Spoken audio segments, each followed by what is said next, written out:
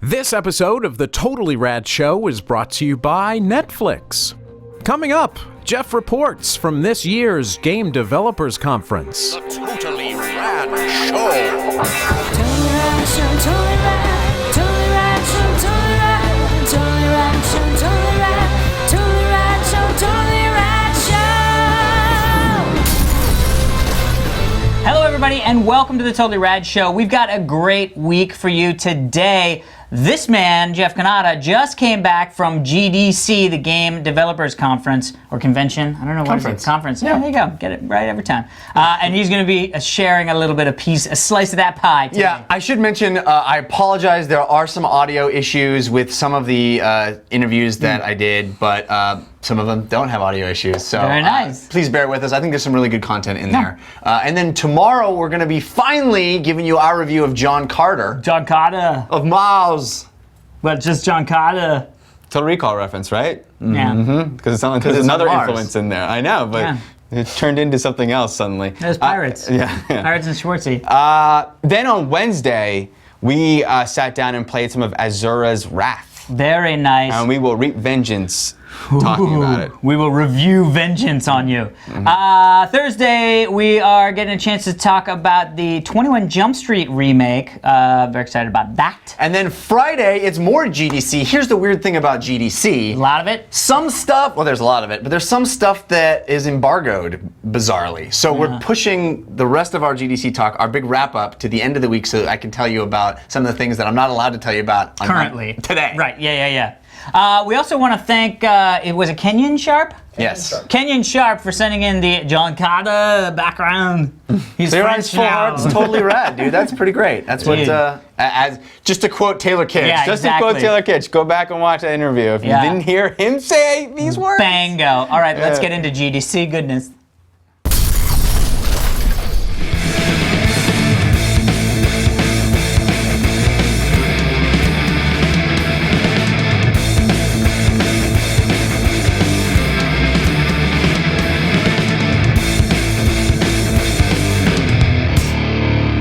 GDC with Jose Sanchez from Electric Playground, reviews on the run, friend of the show, huge fan. Tell me some cool stuff. You've been running around like a head with your chicken cut off all of GDC. So tell me what you've seen that you've loved. Well, I just checked out a little bit of the Game of Thrones MMO that's being created. You clearly like that. What with your shirt? A little excited.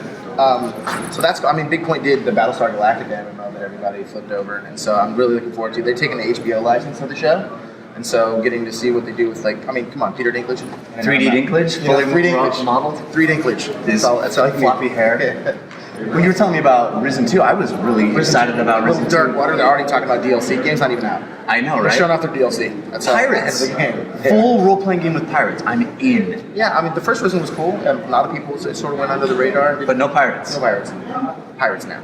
Yeah. And Voodoo? Who do that? Awesome. You do. Yeah. No, the guys at Deep Silver are pretty cool, so I'm looking forward to seeing what they can do with pirates. Yeah. What's a pirate's favorite letter? R. No, it's the C. Oh! Got me! Everyone falls for it. Okay, cool. Thanks, man. Stay rad. So I'm sitting here with Kurt and Zach, and they've got a game. They heard that I like board games and tabletop games. And they got a card game on the iPad that they made called Scoundrel. Tell me about Scoundrel, guys. So Scoundrel is basically a game we came up with over the summer. It takes two things, solitaire and roguelikes, and puts them together. Two things I like very much. Yeah, a lot of people like both of those things very much, and it works really well. Basically, the idea is that the similarities are that in solitaire, you're kind of trying to go through this random setup, trying to see as far as you can get, and you don't know if you can win, but you're making decisions to try and get as far as you can. And it's very similar in a roguelike. You're going through the level and you're not sure if you're going to be able to get through it, and you're trying to get everything that you can to beat the level, but that's like the enjoyment factor of both solitaire and roguelikes. And so when you play this, you're playing a card game where you're just basically going through this dungeon, trying to defeat monsters as best you can with the weapons that you're given, and it's kind of this random setup, and you never really know if you're going to make it through, and when you do, there's this immediate satisfaction, just like you get in roguelikes and in solitaire of like, oh man, I did it. I made the right decisions at the right time and everything aligned so I could beat it, so it's really cool. Very cool. So let's dive in. All right, so we got a deck. I'm looking at 4 cards. That's my room. Yeah, so what happens is when you enter a room, it's a traditional deck based on a traditional deck of 52 cards. And what you're looking at is the 4 suits represent different things in the game. So the diamond is a sword. Clubs and spades are actually monsters, and then hearts are health potions. I don't know Makes why we sense. picked hearts as health potions. You guys are crazy. Arbitrary decision. So the idea with the game is you're trying to survive the deck. Okay. You're trying to get through the whole deck. And in solitaire, when you don't get through the whole deck, you lose. In this game, you die. So you have 20 health, which is your kind of meter to not die. And you have your deck of cards, and you deal with that deck in groups of items called rooms. So you always have a room of 4 cards. And the way that you deal with a room is you deal with 3 of those 4 cards. So if you get rid of any of these 3 cards, the 4th card will move over and you get 3 new cards from the top of the deck. So as Kurt said, there are the 3 different types. So monsters, for instance, if I take a monster, it does damage. So that was a 6, I take 6 damage, I'm down to 14 health. If I take But I don't want to take damage. Sometimes you do want to take damage. Which is, What? Yes, I know. Completely counterintuitive, but also crazy. So if we take a sword, we can equip it, and now because we use 3, we get a new room, and now we have a sword equipped. And swords will last until you equip a new sword. Every time you take a sword, you have to equip it. There's no discarding a sword if you want to keep a good one. You always have to take it. So now that we have a sword, we could do something like, we could take this 11, and instead of taking it to ourselves and taking 11 damage, we could take it on the sword. We could even do the same thing with the 7. So we could take a 7 on the sword. Now we only take 2 damage, because 7 minus 5 is 2. So that's much better. Now that's dead, and we have some more stuff to I do. see the solitaire-ness. Yeah. And now, the real trick here is that you can only take consecutively lower monsters onto a sword. So we can't take the 11 on the sword because there's a 7 on it, but we could take the 4. But taking the 11 onto the 5 doesn't use up all the 5. No, so if we'd taken the 11 first, we would have taken 6 damage from the 11, and then we could have put the 7 and then the 4. So now we can take the 4, and now we have to do something to get out of the room. So we could either take the 11 as damage to ourselves, or we could take the 3, which won't heal us over 20, so we're losing a little bit, but it's okay, so we'll do that.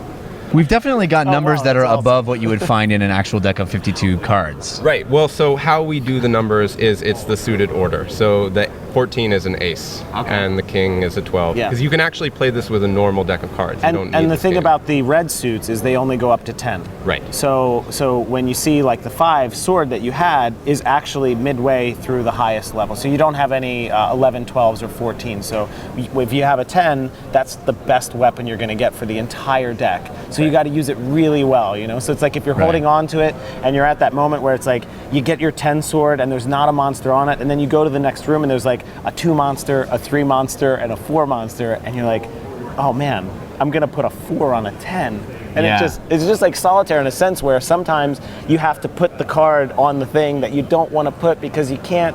You wanted to get to this card, but you can't yet because it matches here. It's a brilliant system. Did you guys test this out with physical cards first? Yeah. Yeah, That's we awesome. did. Yeah, and so there's one more rule. Okay. And this is sort of the key rule for the whole game.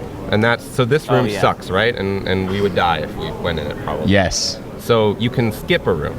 And if you skip a room, it sends all the cards in that room back to the bottom of this deck in order. So skipping a room is pretty good because it gives you future information.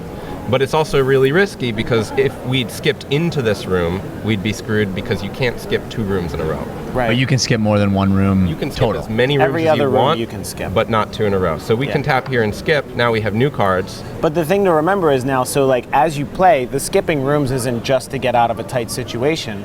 Now as you're playing, you know that the bottom 4 cards at the end of the game are going to be 3 really Intense. hard monsters. Yeah. Right. So if you come across a room that has really good health potions, you might skip that one so that they'll go right under that as well. So you can start kind of beating the deck so that you are playing almost like a game where you're going through it. Well, so the metaphoric idea with the rooms was that in a roguelike, you go into a room and then all of a sudden you're like, holy crap, this is not, I can't handle this. These guys, there's like 3 guys, they're gonna kill me, so you leave, and in a Buff roguelike, up. in a roguelike, that's an essential part. So in this, what the idea was, you're opening a door, and if you see it and it's like, whoa, totally not ready for this, you close it, and then you can come back to it later, and you can kind of buff up, so. It's a brilliant idea. When can we expect to see this in the App Store? Hopefully really soon. Yeah, we're gonna do probably late spring. So, awesome. Yeah, that's what we're looking at. Probably May or June, probably is the time.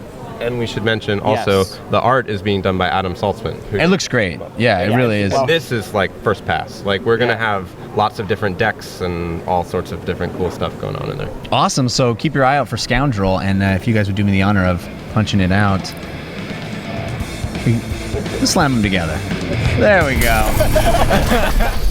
I'm standing here at GDC with Anthony Carboni, who lent me his microphone. How nice is that? Yeah. Of Rev 3 Games, new challenger, Bytejacker fame. Yeah. You've been at GDC several days. Tell me what you've seen that's awesome.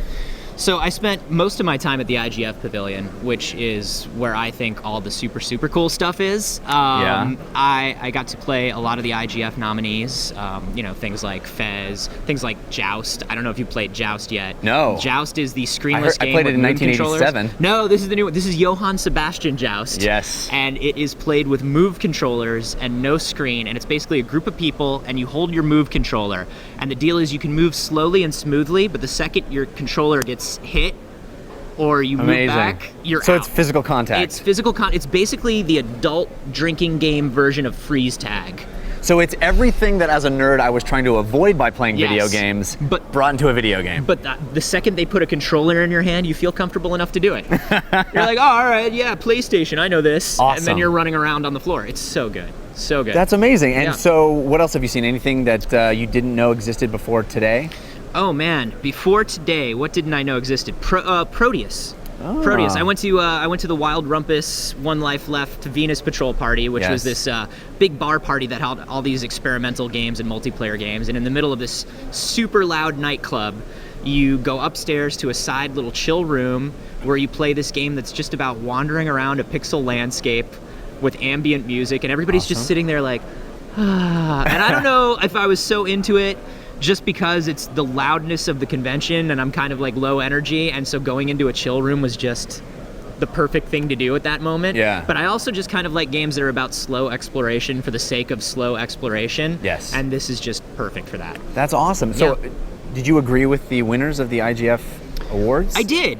You Fez, know, I think, didn't it win 2 years ago? So Fez won in 2008. 2008, boy, yeah, I'm he's older been than I thought. He's been working on it for a while, and he won. It looks awesome. It's an amazing game, and I know that there's some controversy over him winning again, and it's kind of, there was no rule in place that said he couldn't enter again. Right. And the game has changed so much in 4 years that I just feel like feels it's like a a new really game? good game. Yeah. It's a really good game, and I absolutely agree with the decision. Next year, obviously, they'll put some different rules in place to kind of stop these duplicate entries and things like that for people who had a problem with it. But I think once everybody plays Fez, they'll kind of agree that it was really Is it good. coming out? It is coming out. It's in certification right now with great. Microsoft. So Phil says it could be out as soon as the end of the month, which is exciting. What's the name of that game that's all white and it's like a... Antechamber. Antechamber. Yeah. That ruined my brain. It ruined my brain. I played it and I was like, oh, I'm a fine, perfectly normal human being. And then after that, I was like, oh no, my brain is a puddle on the ground. So, I mean, it's this puzzle game, right? But normally puzzle games have this concrete set of rules. Right. So as you go through, you learn what works and what doesn't. You think about Portal, right? Exactly. And that's what people want to compare Antechamber to, because it looks kind of Portal-ish. But in Portal, like, you know what walls you can use, you know what's going to happen when you move this cube. Yes. Nothing changes. Antechamber just fucks with you. That's right. It just messes with your brain. And in every level, the rules are different. Did you play the staircase level? I did. Yes. Yes. So there's a level with 2 staircases, and you can choose to go up or down. And when you go, no matter which one you choose, you come back and it's like, oh, choices are arbitrary. Like there's a sign that says that. And then you're like, okay, well, what does that mean? I'll take the different staircase. And it's like, some choices don't even matter. And you wind up back in the same place. Yeah. And the way to win is you turn around and go backwards. Yeah, and there's another room where you walk in and like the whole game is white, and then Yeah. you walk in and there's these cubes of awesome colors and Yeah, cool it's things. beautiful art And you style. look in one and there's like really cool thing, and then you look around the back and it's Oh, the art gallery level where It's it's just all the different. bizarre. Oh God. Yeah. It's so cool. It just messes with just sort of like space and time perception and what you think about puzzle games. And when I talked to Alexander, I was like, how do you make a game that has no set rules that doesn't just frustrate Yeah. people? And the only answer he had for me is testing with thousands of people over a few years. good for him, And just man. figuring and out wearing what pink works. suits. He had the best wardrobe. He did indeed. Best of the year, I think. Yeah, that's what's so IGF cool. award, best wardrobe.